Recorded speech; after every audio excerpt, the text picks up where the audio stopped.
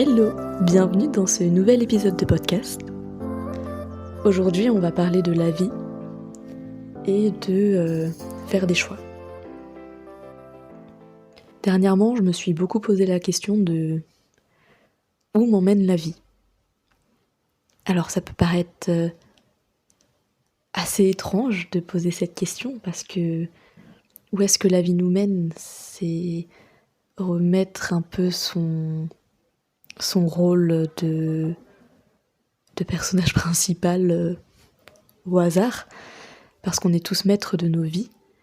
C'est nos choix qui nous amènent dans une certaine direction, donc en fait on a un pouvoir sur nos vies. Ce que je veux dire par là, c'est que je sais pas où m'emmène la vie en ce moment. Je suis absolument pas sûre des choix que je fais, même si je sais qu'il n'y a pas de mauvais choix et que toute décision dans tous les cas fait avancer. Je suis pas sûre de mes choix. Donc je les remets toujours en question. Donc au final, je ne prends pas de décision parce que je suis toujours dans ce doute perpétuel. Et ce doute, il est quand même important, car s'il n'y a pas de mauvais choix, il y a en revanche de l'énergie investie, du temps investi, parfois des capacités financières également. Et donc c'est des questions que je me pose en ce moment.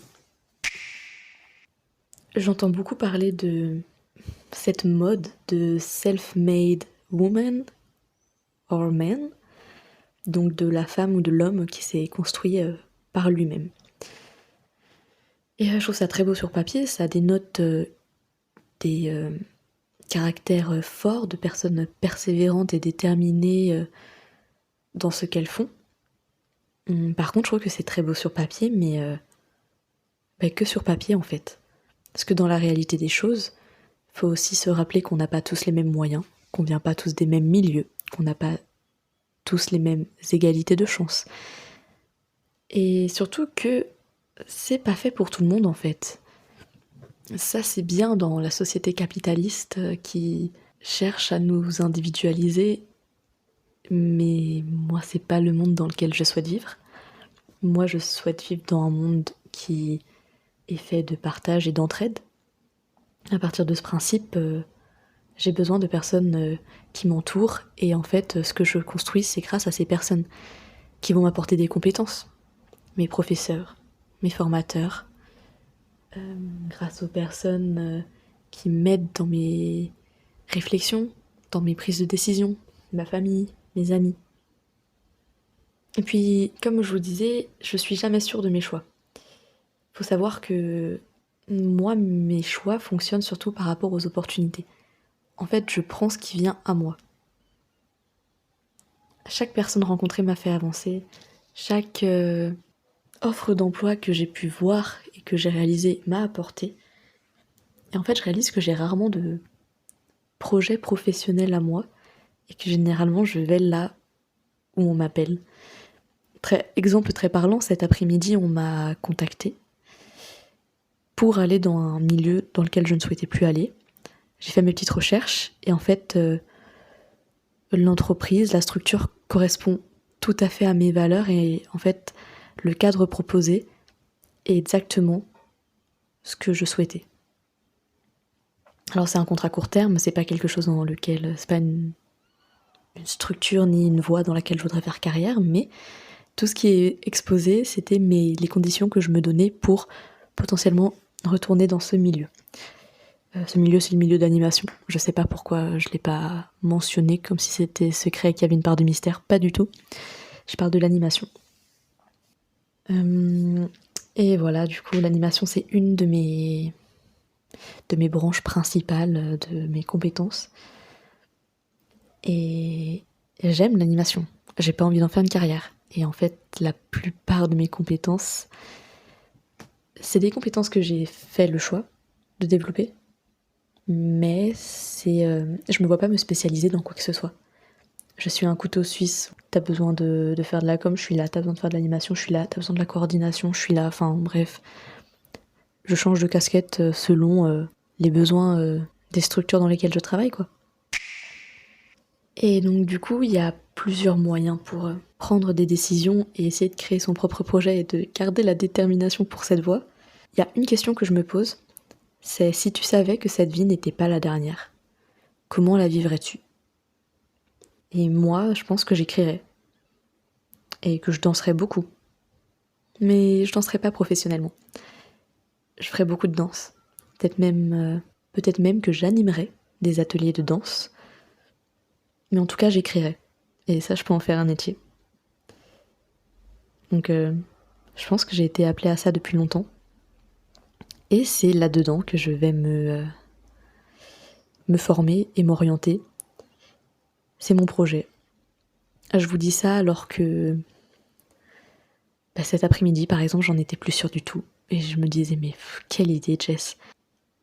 Et j'ai fait un parallèle dans ma tête avec l'amour. On n'est jamais sûr de quand on aime une personne, du moins au début.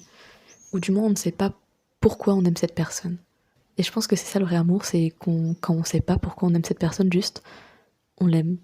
On peut citer des choses qu'on aime bien, etc. Mais des fois, on est juste perdu et c'est juste là et je trouve ça beau. Je trouve ça beau, ce sentiment de savoir qu'on continue avec cette personne, tout en parfois n'étant plus totalement sûr, parce que c'est très fluctuant tout ça en fait, les émotions. Et je pense que mon projet c'est pareil, il est là. Je pense que je sais que c'est ce qu'il me faut. C'est ce projet qu'il me faut. Pour autant, il y a des jours où je suis moins sûre parce que j'ai pas envie d'entendre parler d'écriture, quoi. Ou de com, ou... enfin bref, tout ce qui est lié à ce milieu-là. Je voudrais clôturer ce podcast avec un outil d'aide à la prise de décision. Donc, il y a une méthode qui s'appelle les 4 cadrans, ou le carré décisionnel. Donc vous avez 2 colonnes. La première, je fais ce choix. La deuxième, je ne fais pas ce choix. Ensuite, dans les lignes, vous avez ce que je gagne, et ensuite ce que je perds. Donc, dans ce que je gagne, si je fais ce choix, ça va être tous les avantages. Ensuite, dans ce que je gagne, si je ne fais pas ce choix, c'est tout ce que vous gardez, tout ce que vous allez éviter. Pour la ligne, ce que je perds en faisant ce choix, c'est vos risques, vos pertes. Et pour ce que je perds, si vous ne faites pas ce choix, c'est ce que vous ratez, ce que vous repoussez. Un exemple concret, une formation que vous souhaitez faire pour monter en compétences. Ce que vous y gagnez, bon là c'est à vous de voir, je sais pas, ça peut être des connaissances dans tel milieu, un diplôme, etc. Ce que vous gagnez si vous ne faites pas ce choix. Vous faites des économies, par exemple. Ensuite, dans ce que vous perdez si vous faites ce choix. Ça peut être rien, ça peut être du temps, de l'argent, encore une fois. Et ce que vous perdez si vous ne faites pas ce choix. Ce que vous ratez, ça peut être une stagnation professionnelle. Ensuite, en fonction de tout ça, c'est à vous de faire le choix. Après, il y a plein de techniques différentes. De toute façon, écrire, ça aide beaucoup, mais faire la liste des plus et des moins, ça aide toujours. Et sous ce format, je trouve ça bien, parce que ça permet vraiment d'avoir une vision globale sur votre question, votre problématique, votre choix. C'était le nouvel épisode de Pas après pas. Si cet épisode vous a plu, n'hésitez pas à me laisser un commentaire et à le partager autour de vous, ça me ferait vraiment plaisir. D'ici le prochain épisode, vous pouvez me retrouver sur mon compte Instagram sous le nom Une voyageuse heureuse, tout attaché en minuscule. Je vous fais de gros bisous et je vous dis à la prochaine. Salut!